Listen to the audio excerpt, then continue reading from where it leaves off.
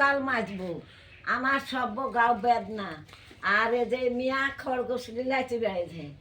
আর এই হাঁড়ি বাসন আমার এই মিয়া এত শয়তান মিয়া কেন? কে জানি এই শয়তান একটা দিন মিয়াকে। হাড়ি খালি মাছতে লাগি একটা দিন আমি কোন আমলের মাঝি আসছি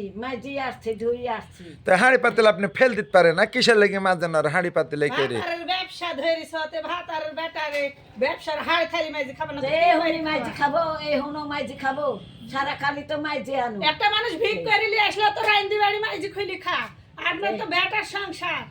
বেটার সংসার বলি তো আমাকে মরতে হান ধান করি তাহলে আমি আর কি করি কি করবো আমার সব আমি এই খরগোশ গুলি সকালবেলা খাবো খাবো কইছে একটু ঘাস লেসে খয়ত লাগিছে মানে ছোট ছেলের মতন খরগোশ লীলাইতে বেড়াতে। বেড়েছে জানের আরাম করে বেড়েছে আর এদিক মাজা ঘোষা করতে লাগে মুরব্বী। এখন তুমি কই স্যার আমি সারা দিনে যে তাপস টাইমবো নি তাপস টানবে মানে করো যে ছড়া মানুষের রান্ধন বাড়ন একটালে ওই তার জোগাল দিতে হয় কদিন দিছা তুমি জুগাল ওই বেটার বয়ে দে আমার কেনা দে বেটার বোঝান ছিল না সেখান তো আমি একলাই করেছি একলা করলেও আমাহও করতে হয় খালি একলাও করে খালি তুমি ঝড়গা করো বাড়ি আমার ঝড়গা ঝগড়া ছাড়া তোমার করার কিচ্ছু দরকার নেই নেই।